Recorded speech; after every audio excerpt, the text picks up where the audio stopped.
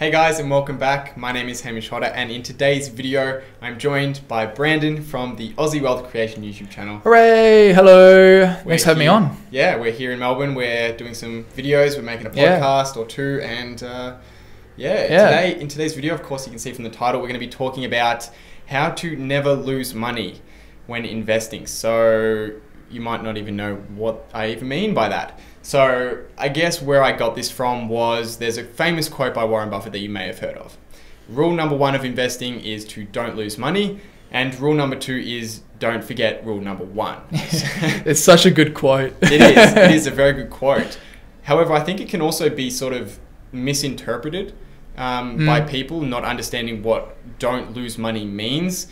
Some people might think that means you never have a stock that's negative, or it means that you just never sell a stock at a loss. Like, what does that mean? So that's what we're going to break down sort of in today's video, and we're just going to talk about sort of some of the major things that we do in order to avoid losing money in the stock market. I think that's fair. Yeah.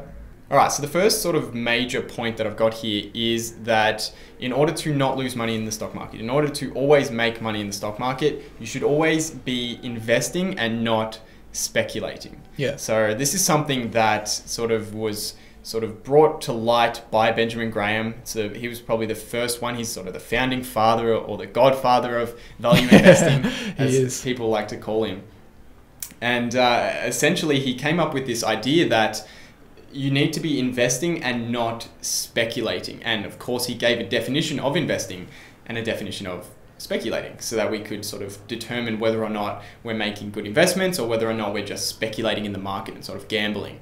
So he gives a description for an investment, and he describes it as an investment operation is one which, on thorough analysis, promises safety of principal and a satisfactory return. Yeah, I think that, if you look at that definition, there's so many people that speculate and they think they're investing, right? Yeah. It's like massive problem.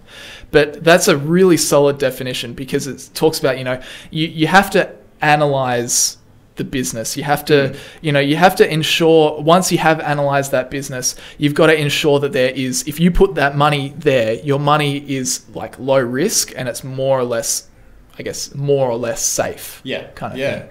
And that's the thing that people that are speculating also chase super high returns. Like they're gambling because they want that 10x in 2 weeks or something. Yeah. But the funny thing is when Ben Graham discusses it, he's saying, look, it's just promises safety of principal and a satisfactory return. And that's like when you read Intelligent Investor, it's always about, you don't have to get like a massive return. It's just about the modest return. You'd much rather take a modest return but have a safer investment than try and speculate and chase something that might 10x itself, but at the same time you might lose everything. Yeah, absolutely. And I guess there's probably, it's fairly straightforward, but there's probably 3 major parts to that statement. There's thorough analysis, there's safety of principal, and then provides a satisfactory return. So the first one's very straightforward. Thorough analysis. You need to analyze these businesses. You can't just go into an investment and just buy it because you like the company or because it's been going up in the past. You need to do a value investing analysis. And that means that, well, in our view and the view that we follow, which is Benjamin Graham's view and Warren Buffett's view, it really comes down to buying really great businesses and then analyzing how much cash you can get out of them and paying a price that's relatively low to the amount of cash you're going to get back. And that sort of thorough analysis, it comes with, you've got to understand the business, you need to understand the industry and the competitors within that industry and how that's going to evolve. Is the industry growing? Is it one that's shrinking? Is it the coal industry where it's probably not going to, or hopefully we don't see that industry is growing, but there's other industries that are clearly going to grow over the long term. I mean, if you just look at technology broadly, that's an industry where it's going to expand. And if we look at the internet, for example, businesses in the internet industry, there's always going to be further developments in that industry. And there's third world countries that are going to develop and they're going to use the internet. So that's an industry that would be expanding. That's that part of the analysis. Yeah. So you really do have to understand the business. If you don't, if you're not I mean, anyone that invests but doesn't understand or doesn't take the time to go through a thorough analysis, they are by definition speculating. Yeah. The second part of Graham's definition is talking about safety of principle. And the safety of principle is kind of just like, well, first of all, making sure that you're in a low risk investment. And then it's also so if you left that investment for a very long period of time, there is a fairly good likelihood that your investment will be repaid to you over time. Yeah, and this sort of plays into the other parts of our analysis, which is where we're looking for companies that have a long-term intrinsic competitive advantage. We want to invest in companies that we know will be around for the next 10 or 20 years. And the other part of our analysis, which is assessing management. We want to make sure that management has integrity and also that they have skill in terms of their capital investments and their debt management. Because if a company is going to be around in 10 or 20 years, we need to be sure that they're not taking on large amounts of debt. So this all plays into sort of the 4 pillars of our investing strategy that we focus on. And it's kind of like a sentence describing investing that includes all of these things. And the last sort of component of this is to provide a satisfactory return. So this means that this sort of plays into the last part of our analysis, which is where we want to pay a low price relative to what we're going to get back. We wouldn't make an investment if we're going to pay $100 and get back 90 over the next 10 years. We want to be confident and conservative in our numbers to the point where we might invest 100 and we're going to safely get back 150, and then maybe we might get back a lot more if they perform as we expect. And that's kind of like what we talk about all the time, is that if you can have a good business, you can have like a really strong business, great management, great moat, good meaning to you, understand the business. And if you don't, invest with things like margin of safety, then there's just no way of knowing whether you will get that satisfactory return. So it's definitely about making sure your investment is safe and all that, making sure you understand the business and all that. But at the end of the day, you have to make sure you've got that margin of safety, because the margin of safety is the one thing that makes sure that you will get at least a satisfactory return. Because like if you buy at the high of the markets, like if you were an investor in 2007, then you're in a bit of strife. You're buying very, very high, and obviously that doesn't help you get satisfactory returns because there's no margin of safety there. Or if you look at the market right now, there's no margin of safety there. So if we buy right now, there's a lesser likelihood that we're going to make a satisfactory return than make an unsatisfactory return, I guess. And then we sort of want to make sure that we're investing rationally. So I like to sort of separate the 2 types of investing that I think people get into. And everyone does a mix of these 2, but to be more on the investing on the rational side as to investing on the emotional side.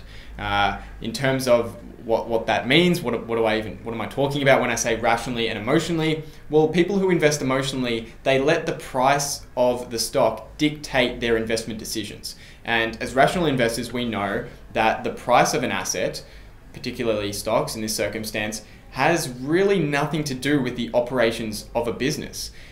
So looking at where the stock price has moved in the short term doesn't tell us too much about whether or not it's a good investment. Whereas where the emotional investor will fall into the trap is they will see that the stock price maybe fell in the recent short term, and they will use that as an indication that the business is also deteriorating. Yes, so many people think they're rational investors, but really they're just emotional. Overall, like when you're investing, you can't help that feeling deep in your gut. If you see a stock and it's down 20%, you can't help but feel horrible. Like the emotional feeling emotion is something that all investors obviously do, but emotional investing is when, like you're saying, those emotions dictate, or those movements in the stock price dictate what you do with your investing. So rational investing, obviously. Rational investors still obviously feel all of those emotions. Like if the stock goes up, they're going to feel great. If the stock goes down, they're going to feel pretty bummed out. But those investors, the rational investors, have the ability to understand that they're feeling that way, and they have the ability to analyze why they're feeling that way. They have the ability to detach themselves from their emotions, logically think through their investing strategy and their value investing approach, and then from there they make decisions based on their analysis as opposed to what their heart rate is. Yeah, and I mean, no one is a completely rational investor. We're human beings, we're not robots. I mean, Mark Zuckerberg might be a robot. Lizard man. We'll leave that out there. But for the most part... keep it going. For the most part... But for the most part, we have emotions, and that means that it's going to come into our investing. So the best way to approach this is to just do things that will help you be less emotional. And one of them could be that you just don't look at your stocks every single day. If you're looking at your stocks every single day, you're going to be constantly feeling that feeling in your gut of that you've made a bad choice or that you've made a good choice if your stock price goes up in the short term, neither of which are a correct feeling to sort of base any of your your further investments on. And another way that you can avoid sort of investing emotionally is by first looking at the downside of a stock. So if you start, what a lot of people will do by accident is they'll do what's called confirmation bias. And this is where they'll find a business that they really like, and from that point onward, they will subconsciously seek out information and articles that will support their investment. So they'll be scrolling through articles, and subconsciously, not even consciously most of the time, they won't even see the articles that are talking about and have data that suggests the risky side of that investment. And they'll just scroll down and they'll find the article that supports their contention, and they'll click on it, and it'll just reinforce their opinion in their head. And the best way to avoid this, because it is subconscious, a lot of the time you really don't have any control over your mind doing that, especially if you've got money invested in a stock. You want it to succeed. So the best way to do it is to force yourself to look at the downside before you look at the upside. And that way, before you even have any kind of positive or negative opinion about a business, you know what the real risks are within that business.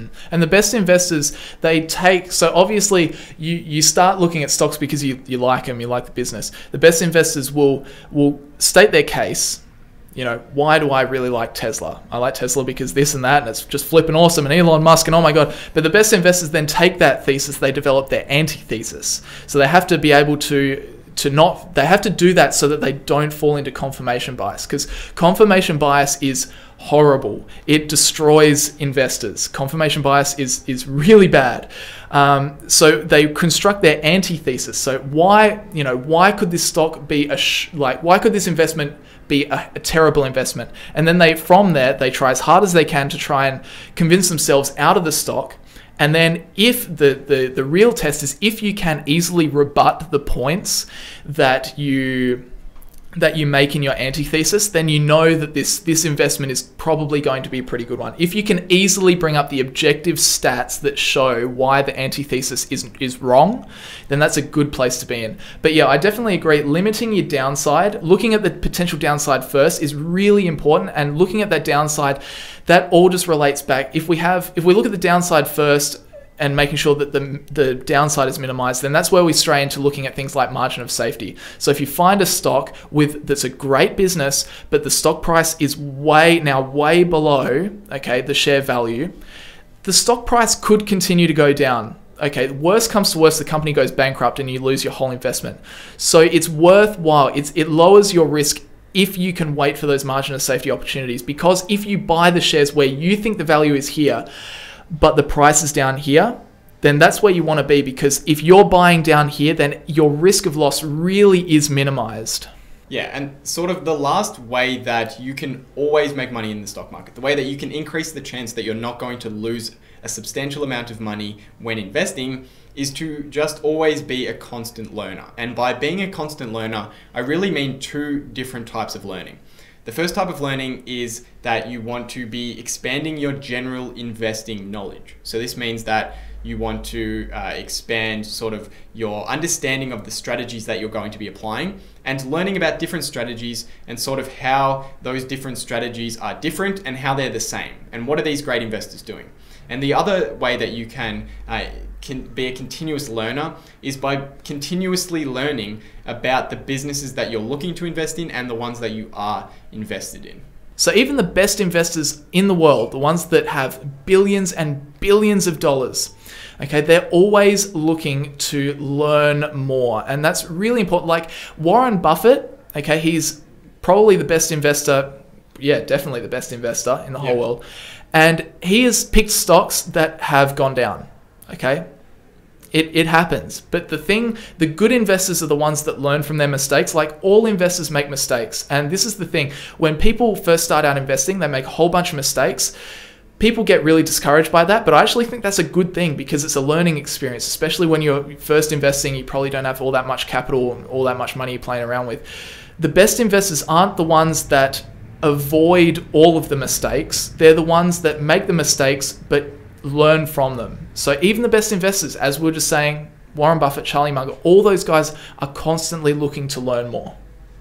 And then in terms of understanding the specific businesses and industries that you're invested in and that you're looking for stocks in those industries, essentially the more you know about those industries and the businesses, the more opportunities that you're going to find and that you're going to come across. And Peter Lynch says that the best investors are the ones that turn over the most stones. So if you know the most about an industry and you look through and you know what the problems are happening, the short-term problems that are happening with the businesses in those industries, then you're going to find much more investing opportunities. If you don't know much about any stocks, then let's say, for example, the Boeing incident. I personally have no understanding or circle of competence about that industry.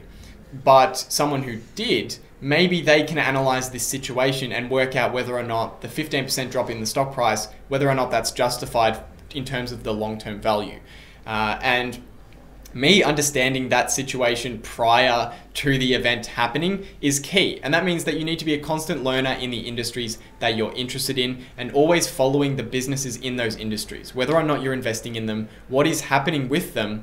Because if they're great businesses, but they're just not producing enough cash flow for their price, maybe an event will cause that relationship to change. Maybe their cash flows will decrease a little bit, but their price decreases a lot. And now the relationship between those two is a lot more attractive. And that's why you need to be a constant learner in terms of the investing strategy that you're going to be applying in the stock market over the long term, and in the understanding that you have of the businesses and industries that you're going to be investing in.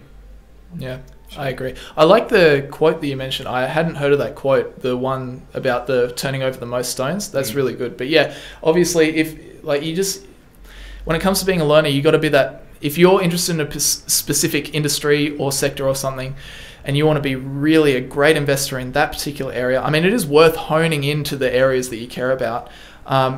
That's exactly right. You've got to turn over the most stones. You've got to be that person that just knows as much as possible about how that industry operates and how that company fits into that sector or that industry and all of that sort of stuff. So yeah, I agree. I haven't heard that quote before, so that was a good one.